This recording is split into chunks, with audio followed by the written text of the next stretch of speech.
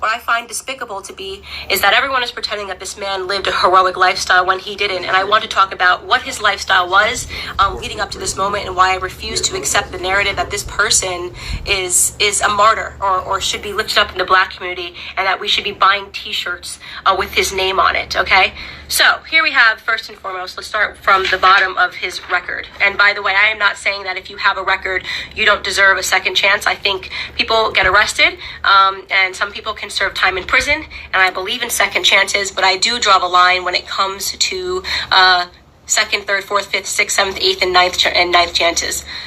1998, he spent 10 months in prison for theft with a firearm. That was the first prison stint that I could find on him. In 2002, he spent 8 months in prison for a cocaine offense. In 2004, just 2 years later, he spent another 10 months in prison for a cocaine offense. In 2005, he spent another 10 months in prison for having less than 1 gram of cocaine on him again. In 2007, and this was the biggest instant that I had that made me realize this was a horrible human being that I am not going to pretend was a good person. In 2005, a woman who was pregnant received a knock at the door, and she went to the door, and the person pretended to be someone that worked for the water department. So she opened her door and quickly realized that the person at her door did not work for the water department, and attempted to slam it. At the moment that she was attempting to slam it, a Ford pulled up, and another 5 men jumped out of the car, and one of which was George Floyd, came up to the door, and they forced their way inside to her home, inside of her home. Mind you, this woman is pregnant. At that point, George Floyd took out a gun and pressed it to her stomach. As she was screaming, begging for her life, and he put her inside of her living room and instructed one of his criminal friends that was with him to watch her and to make sure she didn't leave the living room. So he was playing guard while they ransacked her home looking for drugs and money. They did not find drugs. They ended up taking, I believe, her wallet and her cell phone. Fortunately for her, her neighbor observed what was going on and caught the license plate of the people as they pulled off and called 911. And when 911 was able to, they were able to track down the car, of which George Floyd was the driver, and they arrested him. And 2 years later, he was sentenced to 5 years in prison for that instance. Now, you can say the media is portraying it like he was just getting his life together after, being released in 2014 following that incident. He was just getting his life together and moved and was going to start afresh. I'd like to believe all of those things, and there's a gap, and he never got in trouble for 5 years until this incident when the police were called on him again.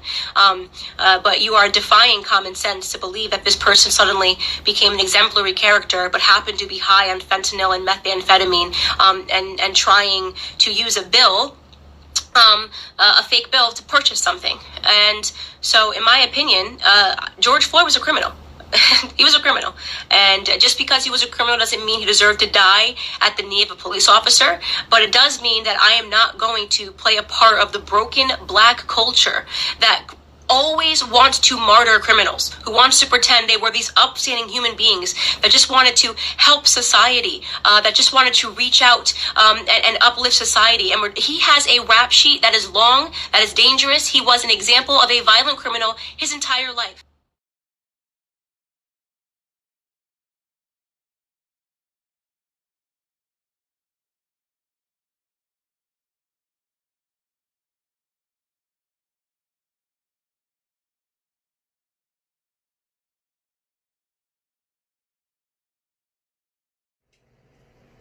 See, this is a problem for me. And the reason is,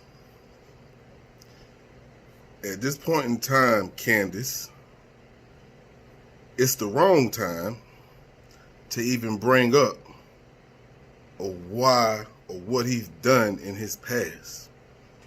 Everybody has a past, Candice.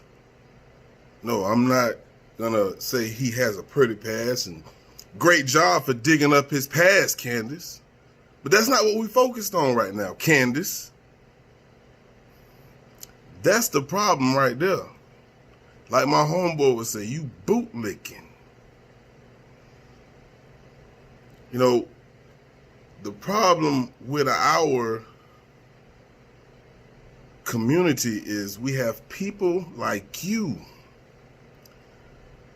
who don't understand the bigger picture. Everybody has Trump has a past, Candice. I don't think I seen you do a video about him grabbing on pussy and disrespecting women. You're a jigaboo.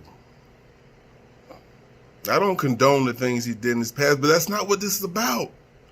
You sound just like the media. Oh, my bad. You is. Focus on the bigger picture. Excuse my French. Bitch. That's how angry I am. I don't call women that word. I really don't. I swear I don't. But you deserve it. We've been fighting this fight for 401 years.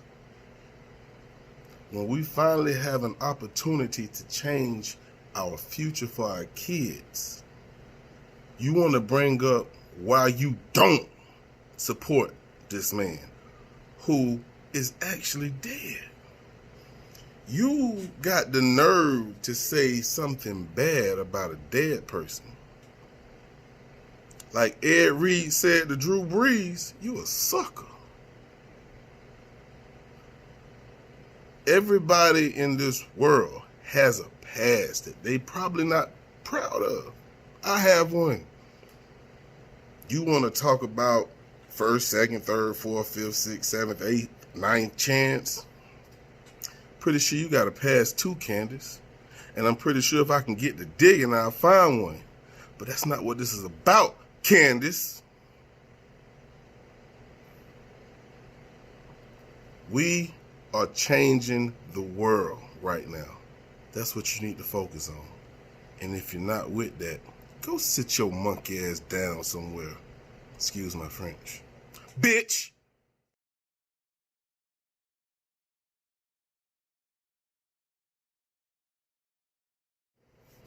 For all my new subscribers, I want y'all to know that this is not what my channel is about. My channel is about help changing the world. So when you focus on something negative, when we trying to make it a positive, it angers me. So if I offended you, I apologize. But that apology do not go to Candice. Thank you for watching. Damn, that hurt.